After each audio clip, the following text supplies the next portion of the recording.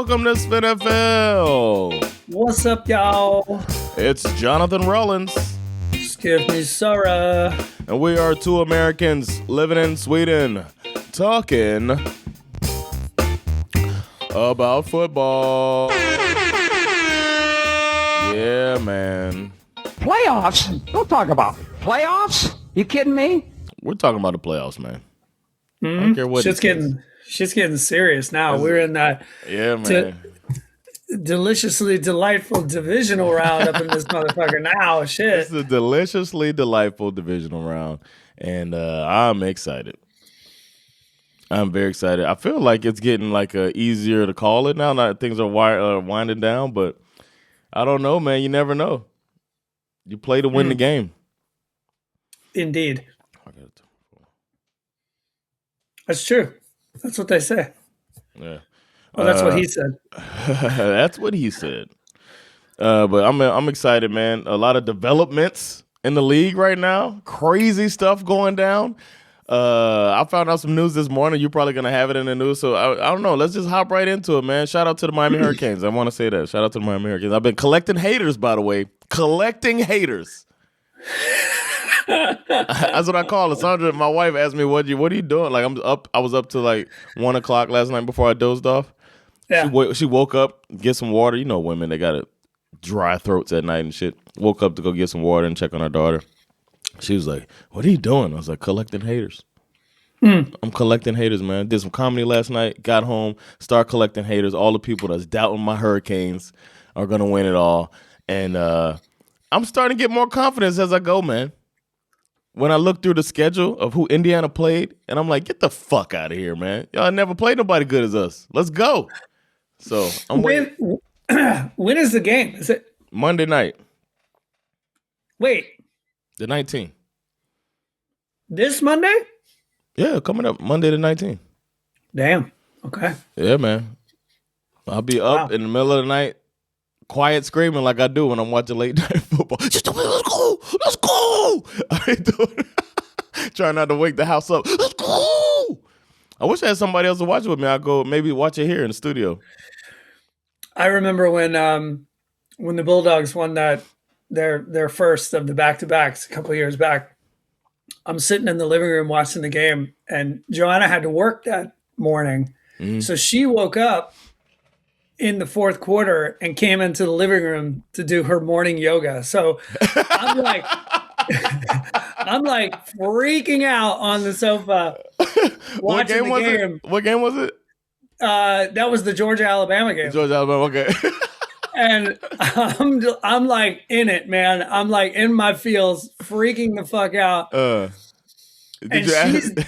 She's doing peaceful yoga over in the corner when Keely Ringo goes up and gets that pick six and takes it to the house for the victory. And I'm just like, I'm in tears. I jumped off of the sofa onto the coffee table, and I'm just like, go. Did you make? Please tell me you made a downward dog reference. How about them downward dogs? I got that downward dog in me. You better downward dog over there in the corner, girl. Every big play, ask her to do the downward dog. Do the dog. We need this. That was crazy. Good luck poses. We got a first down last time you did that, whatever called snake pose. A very weird split screen in my living room that evening. It's so funny. Yoga and screaming for football. Yeah. Let's get into it. The big one that we haven't spoken about. Yeah. After 19 seasons, never having a losing season, Mike Tomlin has decided to step down as the coach of the Pittsburgh Steelers. Gotta hit the emergency siren on that one. Did he have a speech at all? I don't know much about this. I just know that it happened, and everybody's kind of shocked. So you never really know. Okay, first of all, the Steelers owner claims that he was surprised. Yeah, they didn't want to fire him. That's all. They didn't want to fire him, but I think Mike Tomlin we all know about the fact that he's never had a losing season. That's very well documented. But it's also true that he hasn't won a playoff game in probably 7 or 8 years. Steelers fans, I think, and this is why I have been kind of, putting Tomlin on a relatively hot seat for the last couple of years, because based on the news that I read, is Steelers fans are kind of tired of they basically feel like they're stuck in purgatory because due to the fact that they always never have a losing season, a lot of times they make the playoffs. They obviously lose in the first round, and which means that they never have a good enough draft pick to really rebuild in a way, especially at these significant positions like quarterback. You know what I mean? Like, on one level, it's they missed when they had one swing. They took a swing and then they missed on that one. The basic criticism of Tomlin is that he's always going to raise the floor, but the ceiling is never going to be that high. Why is their GM going to be there? It's like that's what built the team. True. It's like and he overachieves with a subpar roster. That ain't his fault. Is he supposed to lose on purpose? You know what I mean? The Steelers are an interesting organization because, and this is crazy. I'm stealing this from somebody else who I heard say this. This will be only the third time since the moon landing that the Steelers will be looking for a new head coach. God damn. What? How? What do you mean? Since 1969, they've only had 3 coaches. Oh, you said third time. Okay, I'm sorry. Yeah. I thought you said first time. I was like, what? Did they? No, the third time. Okay. They've only had 3 coaches since 1969. Yeah, that's true. By comparison, the Raiders have had 4 coaches since 2022, and they're currently paying 5 of them.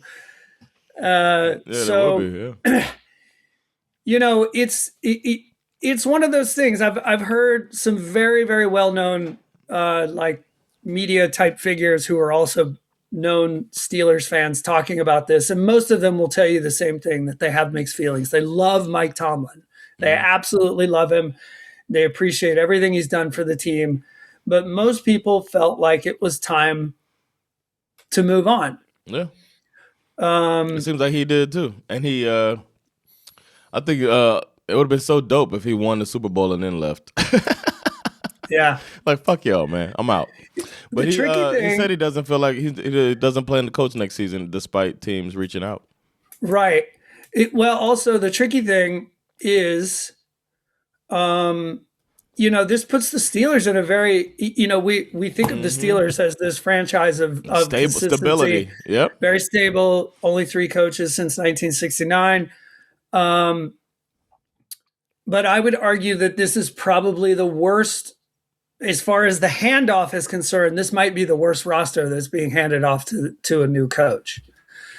Yeah. A lot of people have been ranking the different teams, like which team is the best landing spot for a head coach. And you think about the Steelers in a way where you're like, well, of course that goes to the top of the list. But then when you think about it for a second, you're like, actually don't they have the oldest defense? They have the oldest roster. They have the most expensive defense. Yep. And the quarterback, Aaron Rodgers, is definitely not coming back, right? So the quarterback situation is beyond questionable at this point. Yeah, and then trying to sell off players, like your roster's old, so you can't even get that much back, really. All you got is what? Who do they have? Like DK Metcalf?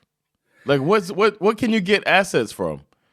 You're going to have to like dump and like suck. You have to suck or like spend money, but they never really do that.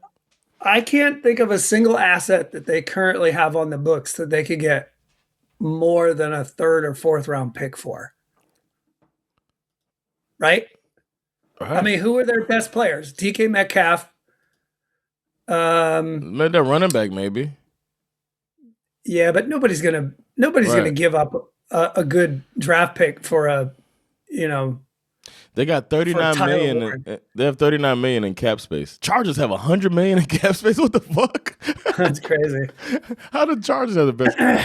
$39 million in cap space. So I mean, that's not bad. You can definitely. If the Saints had that, they'd be fucking be bringing in all a Hall of Fame roster because the Saints can work magic. Totally. 39 million is not bad though, man. They can mess around and move stuff around. It's just like Aaron Rodgers probably when he's probably going to retire, and then that'll free up some cap space. You brought up the rumor is that Tomlin will take a year off. Mm-hmm. It's important to mention he is still, despite stepping away, he is still technically under contract for a year. Yeah. So if he did go to coach for another team, there would be draft picks involved in that swap. That's their best bet. How many years is he under contract? I think one more year. So if he takes it off, that probably frees him up though. If he takes a year off, does that mean if he decides to come back, he still owes a year to them? I don't know. I'm not sure. It's probably a calendar thing. So it's like I retired. I'm gone for a year. I don't go for anybody else. Now I'm a free agent. Because it's a good question that you bring up, and I don't know the answer, but I do know that. I mean, Sean Payton took it. Yeah, Sean Payton took a year or two off, and then he, in order for the Broncos to acquire him, they did have to give some draft picks to the Saints. So maybe. But what it made me think about was, I mean, you have all these availabilities, these openings at the moment. Let's just say he's not going to take a job this year. Okay. Which meant, to me, I started immediately thinking about what teams would I just right now assume have coaches that will be on the hot seat next year. Yeah, that's what I'm thinking, yeah. You know what I mean? And I was doing this exercise with Saga last night as we were having dinner, and the first team that popped into my head was the Jets, because the Jets are always ridiculous, and the chances that Aaron Glenn will get fired next year seem pretty high to me. But does Tomlin want to coach the Jets? Probably. Who not? Right? Especially, Pittsburgh media got to you, and then it's like, and fans and shit. Talk about annoying fan base and media. Ugh. Yeah. No thanks. My next thought was the Bucks, because there were a lot of reports that the Bucks were considering firing their coach this year, which means that puts him on the hot seat for next year. Like, I could see him winding up there. My next thought was like, damn, why did the Falcons fire Raheem Morris? Like, they could just have him for 1 year. Like, the perfect scenario for the Falcons was keep Raheem Morris. He still sucks. Yeah. You fire him, and then you hire Mike Tomlin. Like, that would have been our best chance to do it, but we fucked that up. But then it suddenly maybe next time wait until he gets out of the parking lot. Yeah. And then it suddenly hit me. And I'm sitting there with Saga, and it dawned on me. I was like, because she was complaining about Zac Taylor not getting fired. And I was just going to say this. I was going to say this. I was like, if Mike Tomlin is just chilling for a year and Zac Taylor gets fired. And you got your quarterback? Can you imagine Mike Tomlin with that? I mean, that's like. Joe Burrow better than Big Ben. To me, that would be the ideal landing spot for him. All right, bro. I looked it up, and it is the same situation as the Saints with Sean Payton. So Mike Tomlin, if he decides to come back, he still has another year under his contract. So they'll have to make some type of trade. Like the Steelers still, like, no matter where he goes, the Steelers have to make the trade to send him where he wants to go. That makes sense. The team will have to come up off of something. So I don't know how much like power they have though. Like, if say he wants to go, like you're talking about the Bengals, say he wants to go there, can the Steelers like veto that because he's under contract? Like, that'd be fucked up. Yeah, I don't know. It's tricky. I mean, yeah, it'd be hard. It'd be hard because the Steelers wouldn't want him to be back in the division. Right. But the question is, can they stop that? Or can they, there's a difference between, like, do they stop it and do they make it difficult? Yeah. Because I think the Broncos gave up 2 second-round picks to get Sean Payton. Yeah, I don't see exactly what they did, but yeah, they did. If I remember correctly. Yeah. I don't know. We'll see. Probably the more intriguing question is, like, who the hell is going to coach the Pittsburgh Steelers? Right. It's a bad situation to walk into. This is going to really show you. You asked for this shit. You asked for Tomlin to be gone. Now you're going to see what it's like with a not top coach coaching a team with that's drafting mid-level. Some good players. You got some Joey Porters out there, and you got your what's his name, Hightower. But you also got some people that been coached up. Making lemonade. Interestingly, I think you can look at this job from two different perspectives. From a football perspective, I would agree with you. This is not a good job. I think I already mentioned the thing about the aging roster, the fact that Rodgers isn't going to be back. You don't know who your quarterback's going to be. You're picking 21st or 22nd in the draft, so you're probably not going to get that guy. The other perspective is to look at it from an organizational, like the Steelers being one of the most well-functioned, well-run organizations. And I would gather that whoever they hire is going to be told, like, look, it's always going to be difficult to follow a guy who never had a losing season. We don't care about that. Right. We don't care because they are that kind of franchise. They would say that. They would say, we do not care about that. We do not care. Exactly. We just want you to build the best team possible and kind of keep the culture and all that kind of stuff. It's probably job security too. The names that I've heard, Brian Flores. Oh, really? He worked. He played. He worked there recently. Yeah. Yep. The defensive coordinator from the Chargers is getting a lot of. I was gonna suggest that. Jesse Minter. Yeah, that's what I think is good because they like to hire young and keep them around for a while. And this guy. Yeah, because Tomlin was only like 35, 36 when they hired him. Yep. Clint Kubiak is obviously the belle of the ball when it comes to offensive coordinators. I don't think they need an offensive coordinator, man. I feel like they don't look at that. I think, you know what? I think the Steelers look at it differently than other teams, man. I think the Steelers look more down the line than other teams that look for like a quick fix and what's hot, what's trending. I think the Steelers look for what type of leadership is going to be long term. So I think somebody like a Kubiak might not be what they look for. They might look for more of a leader and everything else will work out, or somebody who's thinking like an organization thinks. That's my opinion of the Steelers. The other name that has come up, and this has been reported, apparently Diana Rossini at The Athletic is reporting that the Steelers have had their own internal discussions about attempting to hire Notre Dame's head coach, Marcus Freeman. I don't know much about. I just hate Notre Dame with a deep passion that burns within. Yeah. Well, we do know that they, when they don't get their way, they quit and they go home and they don't play football. So So there's that. Yeah. That doesn't seem very toys on the floor, terrible towels on the floor. That doesn't sound very Steelers to me. It's very interesting. The college. I've heard a couple of different reports about all of the teams that have job openings are being flooded with calls from college football coaches. Wow. And the college football coaches are apparently letting it be known that coaching on the college level right now with the NIL, the transfer portal, all this stuff, they're basically describing it as a complete and utter nightmare. Oh, shit. And they want out. Like a lot of people are trying to get out. Wow. Which is kind of interesting. Didn't know that was going to be a thing. Yeah. I didn't either. Wow. Yeah. So, yeah, I think we sort of have to stick a pin in the Mike Tomlin situation because I do not think that he's going to get hired in this cycle. He said he doesn't want to coach this year. I saw an article that said he doesn't I think he'll, there's a lot of TV openings I'm hearing. He's probably got a multi-million-dollar, offer in his back pocket for any one of the networks. Yeah.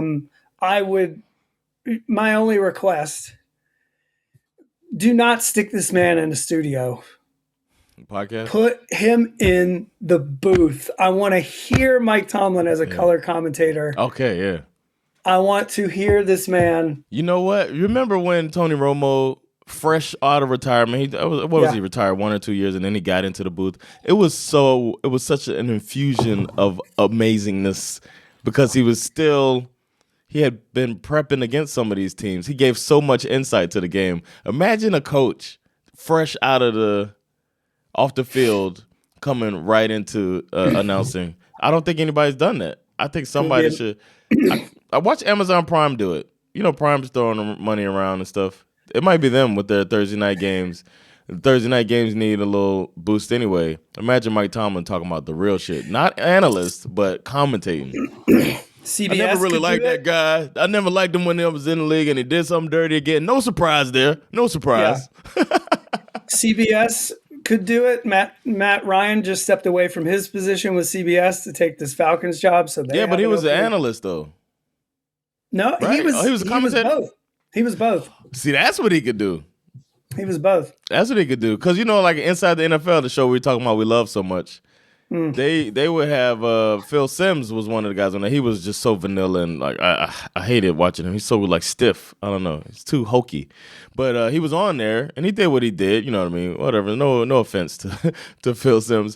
But sometimes he couldn't like pick when they do their picks. He couldn't pick because he was commentating on that game. So I think something like that could be good for him where he does some type of show, but then also doing some commentating. I'd love anybody fresh out. I'm a big fan of Mike Tomlin, but any coach coming right out will be fun to see them doing something, talking about the league. I think it'd be fun to be still in. Like, Tony Romo's kind of falling off a bit. He doesn't have that magic he used to have because he's kind of more removed. And I think they were hoping that Tom Brady would do the same, but he's not. He's just a robot, so it's not fun. Tom Brady's pretty bad at it. Yeah, we're well documented as being fans of Mike Tomlin. Yeah. I wish the best for him. I hope he winds up on a good team. Yeah. It'd be anytime he comes back, it's going to be headline news. It's going to be great. It'd be great to have him back on the side. That'll be the last time that I address it. Yeah, exactly.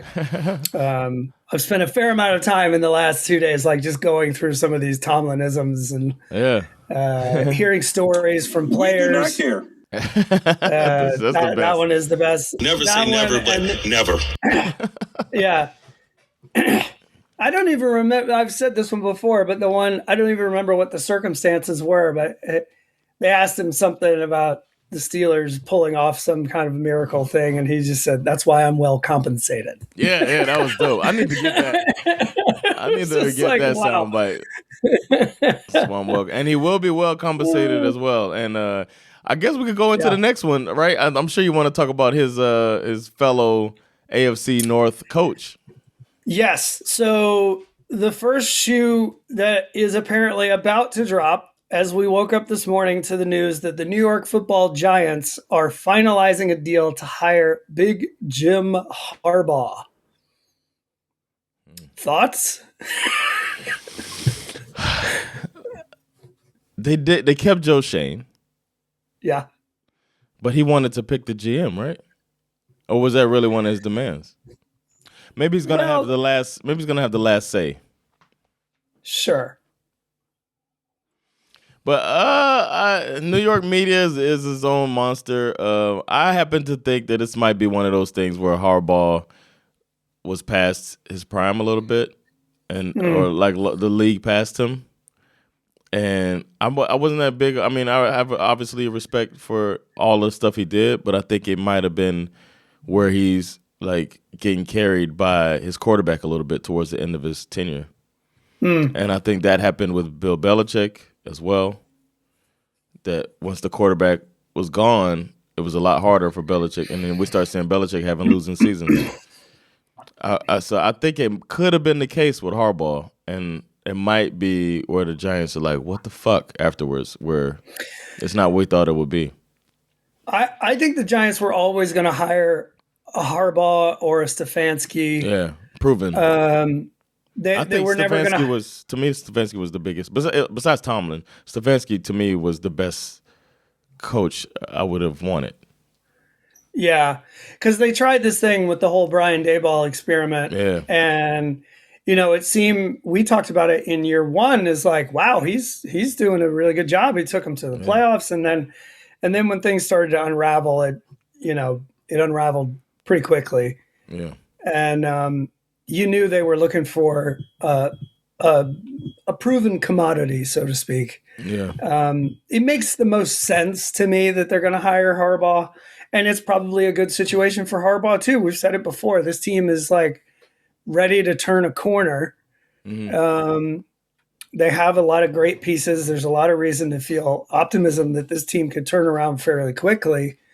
The question is, and always will remain, how do you keep Jackson Dart out of concussion protocol? Like, how do you do it? Like, because he literally was in the medical tent, anywhere from 7 to 10 times this season. Damn. I think technically he was only in concussion protocol like maybe 4 times, but he was, I don't believe that for a second. I mean, the guy over and over and over and over and over and over and over and over and over. So we'll see. I mean, I wish him the best. Obviously, I like John Harbaugh. I like the Harbaughs, the whole, that football family. But I wouldn't be surprised. I put it like that. I wouldn't be surprised if the league kind of passed him a bit. We have to keep in mind that he was a special teams coach before he was a head coach.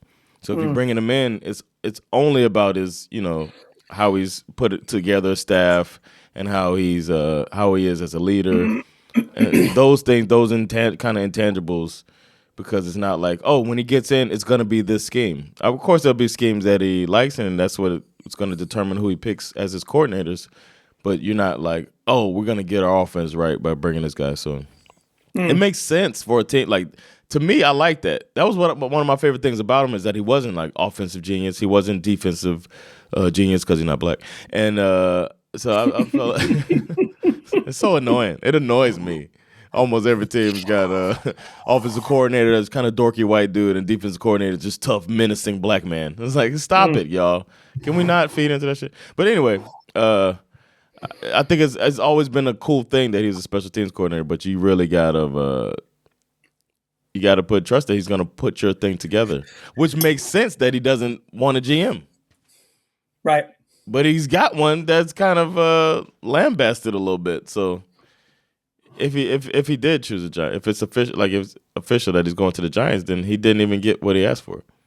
So maybe it was the money part. He might be getting what he asked for behind the scenes. You know what I mean? Yeah. Like Joe Shane might just be kind of having his balls in a jar, basically. Yeah, I mean, I would love that if it's like, all right, I'm in charge of player personnel, you're in charge of contracts and administrative things. Maybe that's what it's going to be. And your sons are in charge of the draft. Your son's drafted.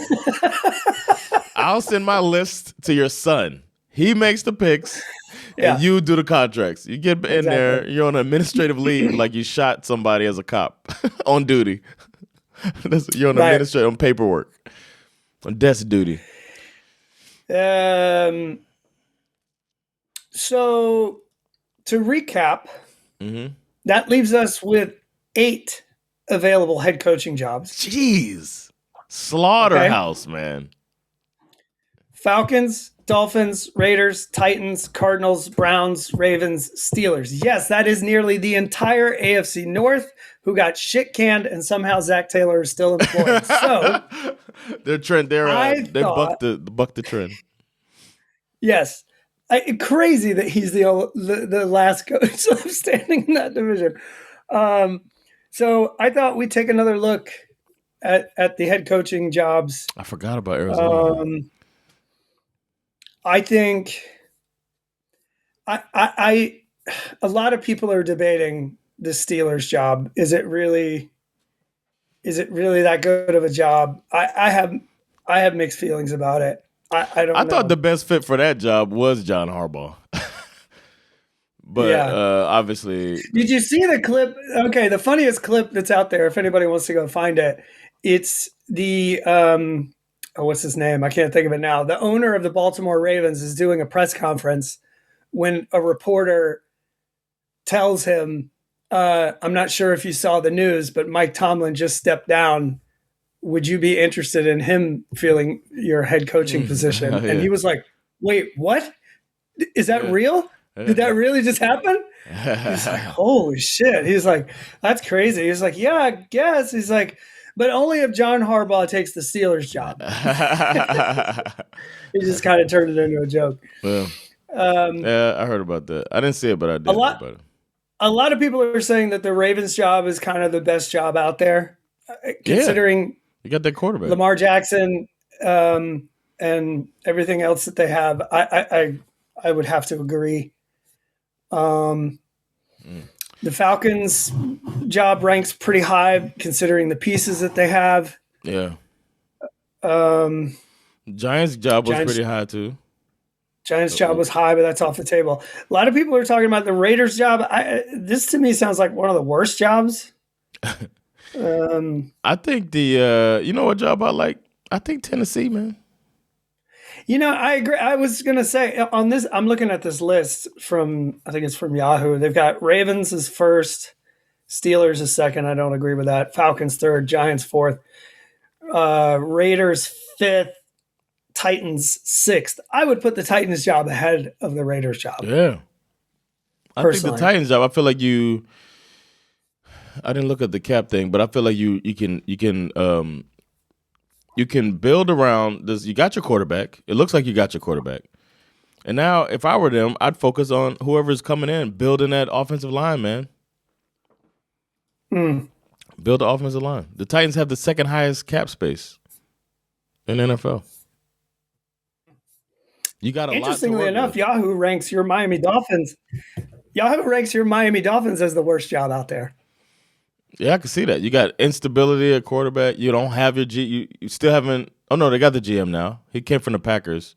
That might be good. But yeah, I understand why they would say that. It's like a real. I would personally put the Browns as the worst job out there. And it's funny that it's the two worst front offices. I guess the Jets aren't. It's not on the table. But yeah, the Browns front office, I wouldn't trust that shit. You still got to deal with this. You still got remnants of Deshaun Watson. You got you're in the hole in the salary cap. Dolphins are worse in salary cap than the Browns. It's bad. That's true. It's a bad look. I mean, I guess the good thing about the Browns is that they have drafted well the last couple of years, and they have a very young, promising core. If I'm the Browns, you know who I take as my head coach? Jim Schwartz. He's your defensive coordinator right now. He's been a head coach before. Yeah. You're going to have a good defense. He's probably bring somebody up from within the ranks, and it'll be another chance for him. He was in Detroit when they were at their most toxic. So I would give him a shot, man. That's a good point. He's on the staff. He's going to have to deal, he'll get some leeway. But he'll know he's had a whole thing before. So it'll be somebody to kind of almost a stopgap coach unless it works and he's really good. But he can get the defense going. So throughout all of this bullshit, the Browns have always kept the top defense. And that's been under him. He's got the trust. Myles Garrett won't be wondering how he's going to play next year. That's true. I'd have Jim Schwartz. Fuck all this other stuff. I mean, take a flyer on Jesse Minter. Like, would he be good? I don't know. I'd do Jim Schwartz. Other sort of side notes, to no one's surprise, both the Chargers and the Eagles fired their genius white offensive coordinators, Greg Roman and Kevin Patullo. So the last thing I'll say before we get into these games, sort of take it back to the Steelers a little bit with this Aaron Rodgers situation. One of the things that I read this morning was that don't be so sure that Aaron Rodgers is done playing football. Oh, Lord. And this guy said, what team is out there who has a young, shaky quarterback situation where the team has already said, we need to bring in some competition and some mentorship.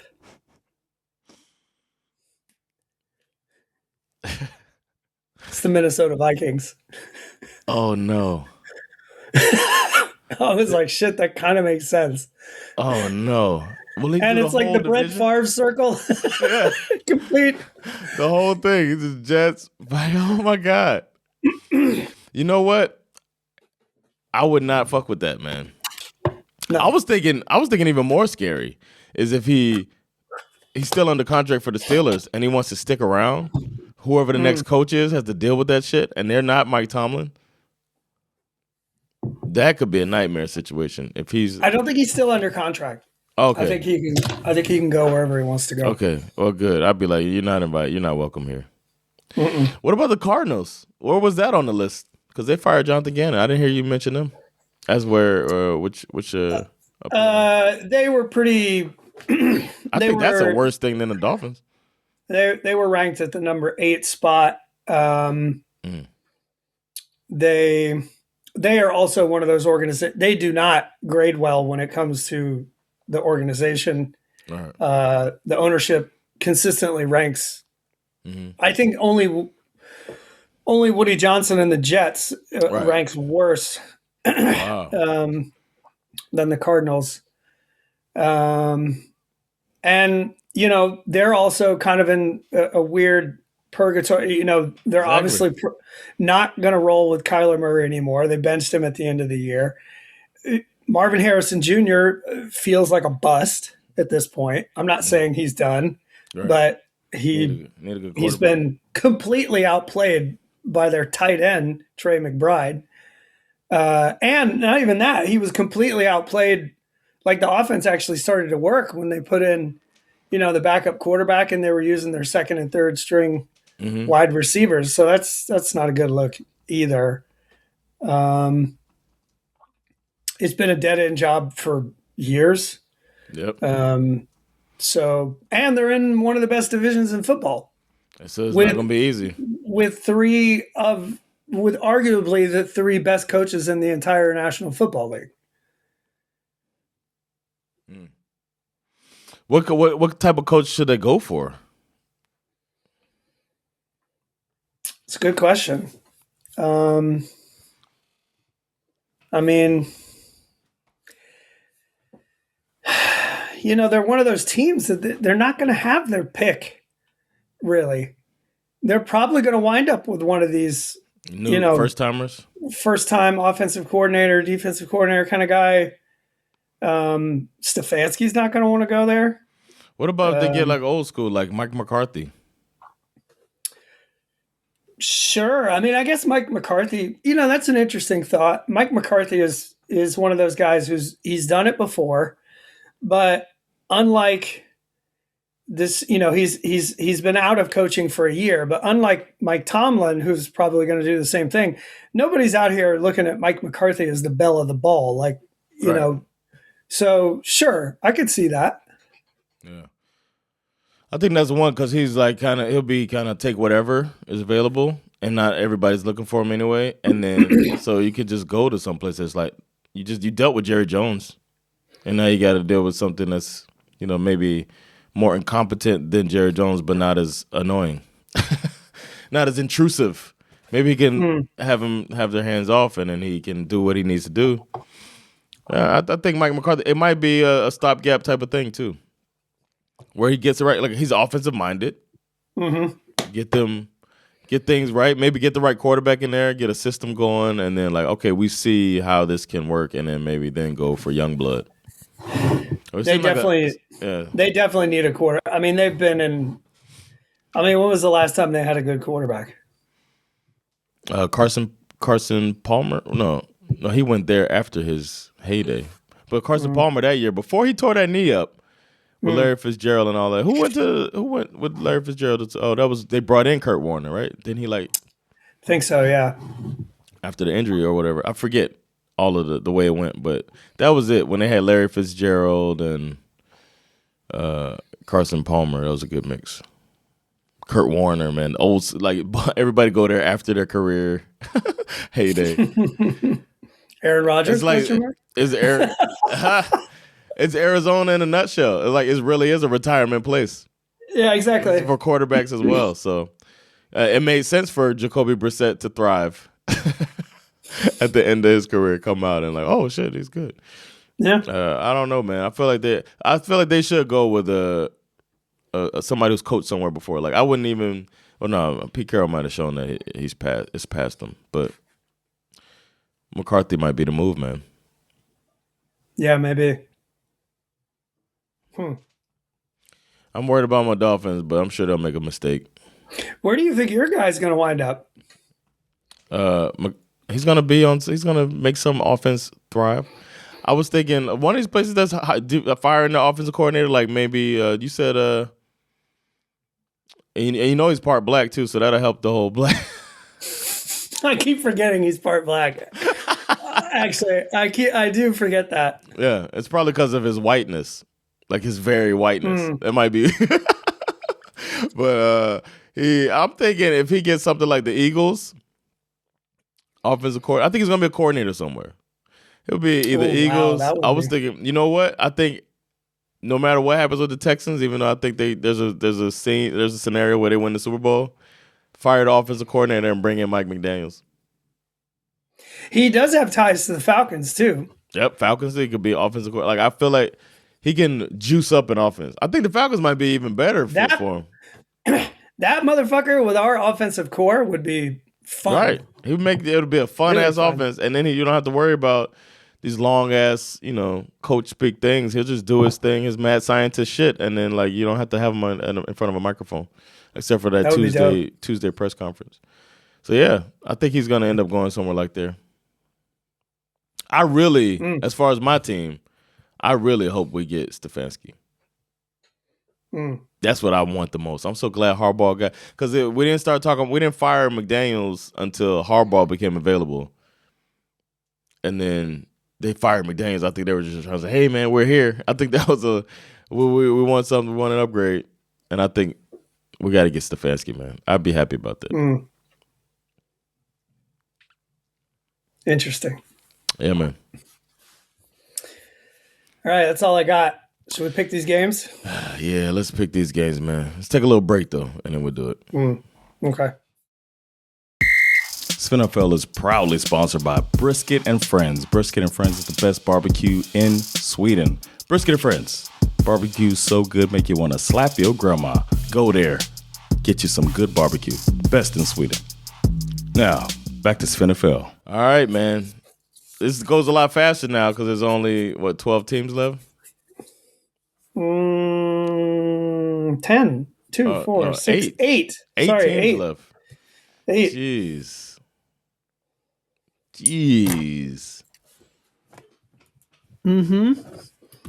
Yeah, this is going to be good. We got Bills Broncos on Saturday night.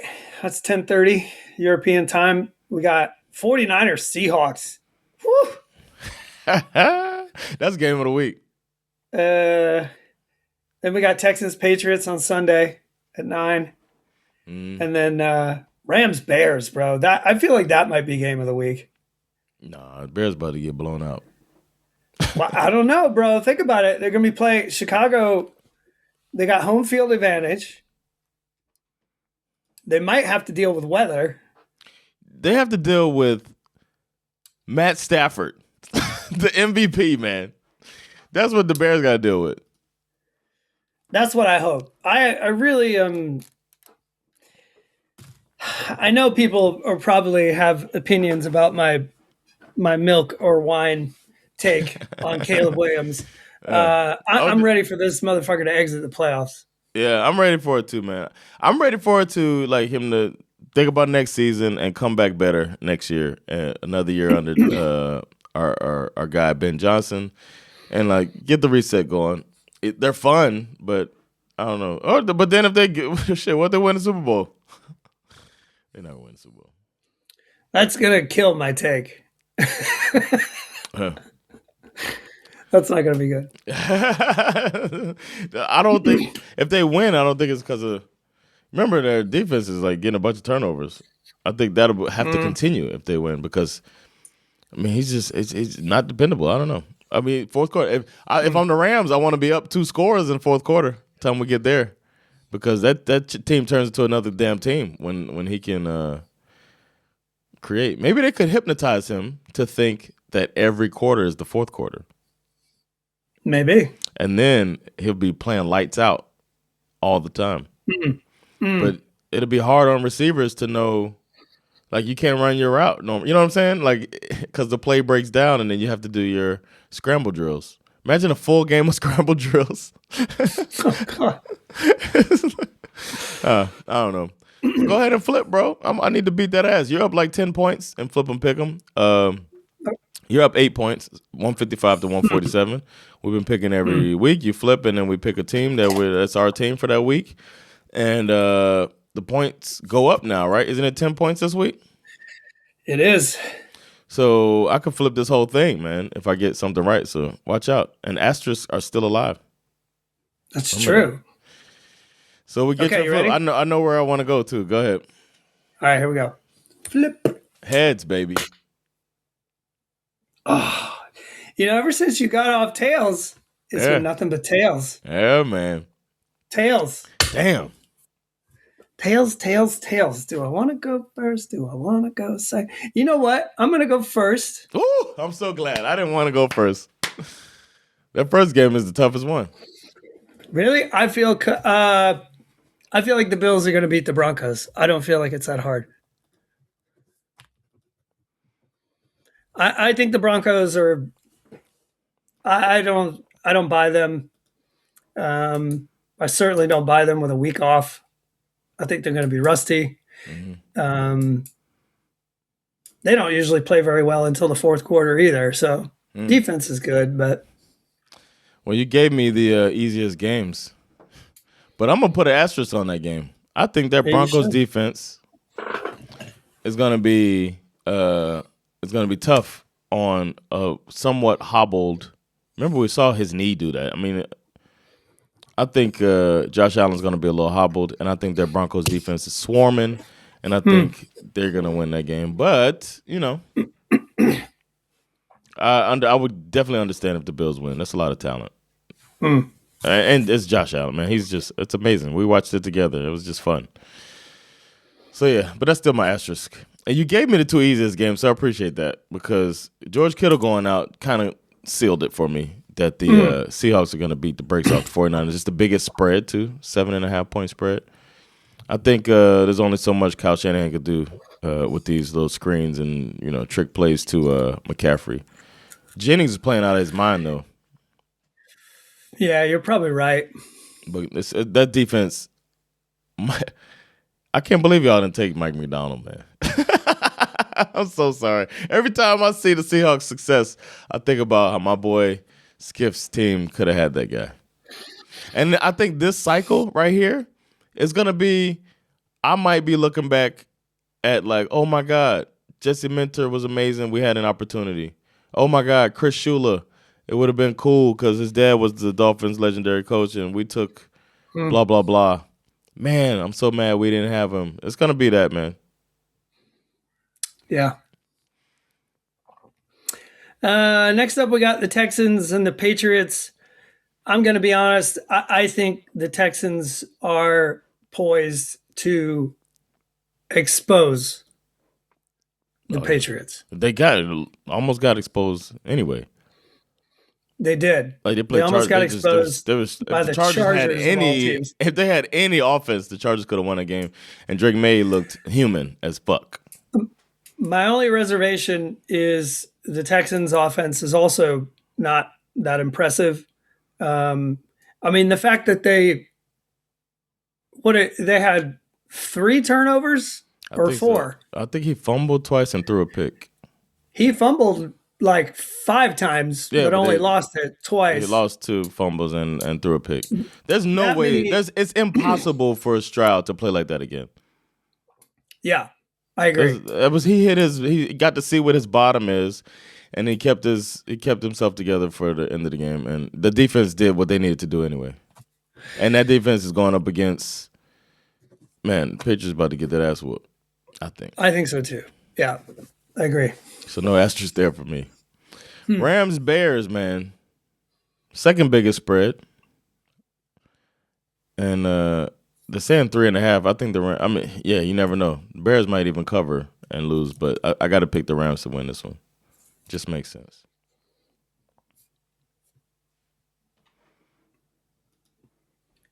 Rams, Bears, game time. 17 degrees Fahrenheit, 20% chance of snow. 13-mile-an-hour winds. Oof. There's only one quarterback on that field that can overcome that weather. I think Devontae Adams is going to be a problem. Like, I think, what's his name, their running back? The Bears but this is the weather for the Bears, though. Kyron Williams. Yeah, Kyron the Williams. Rams. Yeah, no, this is weather for the Bears. This is great weather for them, man. If they just give the ball to Monungai and what's his name, but my man, former Bulldog DeAndre Swift. Is that what you're trying to think of? Swift and Monungai, but Monungai is the bruiser. Yeah, that's true. He's the bruiser. That's what they're gonna need. They're gonna need Swift and Monungai. So they got a better running back core. So if they lean on that, and Ben Johnson will. I don't know. You got a similar setup for the Rams with Kyron Williams and Blake Corum, who's been really good in the back half of the season. So he's kind of their bruiser. Yeah, he's been quite good. I tend to agree with you. I think this is going to be a fascinating game. We're going to learn a lot about these teams, John. But yeah, I hope the Rams win. Yeah, I do too, man. Because Seahawks versus Bears, come on, man. Yeah, that's weird. That's our NFC Championship game. But Rams Seahawks for the third time? Shit, sign me up. Bills Patriots for the third time? What's the score going to be if the Texans play the Broncos? 2-0. 2-0. I think Texans play the Broncos. First of all, it will. I will already predict that like 9 months from now, that Bo Nix will wake up, go and drink some water next to the bed. Meet Will Anderson. Yeah, it'll be. I love that defense. And Petrie is my new. I don't know if you saw my breakdown of that game. I have a new one of my favorite players, man. Jalen Petrie was all over the place. If he plays like that, watch out, man. It reminded me of Derwin James, man, for the Chargers. It's that type of work, man. And they also have a shutdown corner, Stingley. So it's like, what y'all gonna do? What y'all gonna do in there? What you gonna do in there? So yeah, and potential defensive rookie of the year, Kamari Lassiter. Oh yeah, over there too. Nasty defense, man. D'Amico Ryans, another one. We said it back then. He's gonna be a good head coach. Yep. When he was defensive coordinator for the 49ers. It's gonna be a good week of football. Yeah, man. Good week of football. Looking forward to it, man. And the first game is Saturday, right? It's a Saturday evening game. I might do a little stand up and then go home and watch. Yeah, it doesn't start till 10? 10:30. Yeah, 10:30. 10:30? For us in Central Europe. Yeah. Or maybe I'll go to the US to Greenland and check it out there. Our 51st state. All right, man. Shout out to it's been a minute, but shout out to whoever the listener was who sent us that Venezuelan Oilers. Yeah. That was so dope. That was funny as hell. Venezuela Oilers. Yeah, that was really dope, man. Shout out. I love our listeners. We have a listener that has us with our Flip Em Piick Em digital spreadsheet here. For those of us. What's the Greenland team going to be called? Oof. We said Oilers, didn't we? No. Venezuela Oilers. The Greenland, man, the Greenland's got to be something like. It's got to be a mythical character. So, like the McDonald's ice cream machine, that's a mythical thing. That's something that doesn't exist. A functioning ice cream machine. The Greenland functioning ice cream machine. I don't know. They're known for being ice capped, right? The whole country. Hold on. Yeah. So we can call them the. Can't say Eskimos, right? I'm not allowed to do that, right? I don't think so. Because that would work. Well, okay. The Greenland coat of arms. It's a polar bear. Polar bears. I like it. We could call them the polar bears. Why not? You got the Chicago Bears and you got the Greenland polar bears. So you could have a bear versus bear. Oof, we got to get us a bear battle. If they add 2 teams, that makes 34 total teams. So it seems like the best thing to do would be to add. The easiest thing to do is add 8 teams, but we've gone through that. If we're gonna go Greenland, then we've got to get other European teams. You add Greenland, you get London. Start getting Spain. Like we already talked about, we issued teams a long time ago. Those that don't know that we have. And if you look up Greenland's coat of arms, it's kind of a funny looking polar bear. Like he's standing on his hind legs. He's got his arms out like this, reaching out, and then he's got this crazy ass tongue. He's really long. Like the tongue didn't feel necessary at all, but it's there. Greenland what? I'm gonna put it on the screen. Greenland what? Coat of arms? Greenland coat of arms, yeah. That's the logo? Yeah. This shit. I'm gonna put it on the screen in a second. Who decided to put the tongue on there? I was like, wait, we should. Some freaky ass people, man. Freaky ass Greenland people. There it is. I'm here. It's on the screen. There it is. Nice. Coat of arms. Bear battle. Bear battle. I think I'd pick the Chicago Bears logo over this one. No offense. Well, no offense. My thing, you know what I want for the Chicago Bears? Speaking of I want them to take that C off of their helmet and start using the logo that they have on all of their hoodies. That fierce bear face. Put that on the fucking helmet. The problem is, it's the same thing with all these legacy things, man. It's like everybody's holding on to the past, man. The past is over 100 years now. Okay, because the C is kind of whack. Maybe it's a tribute to Chicago and that they used to be the Cardinals. Maybe that's it. Whatever it is. Well, aren't they going to move? Aren't they threatening to move out of Chicago? Oh, see, then we change the C and we just do the bear. I don't know, man. Yeah, but let's get on out of here, man. You hear the horn? That means you either heard something spectacular or something fantastic's on the way. And the former is true in this case. Thank y'all for checking out this episode of SveNFL. We'll be back to review the results of the deliciously blah, blah, blah. I don't even know what we're called. But the divisional round. Thanks so much. I'm Jonathan Rollins. Skip Mizara. With SveNFL. Peace. Later, y'all.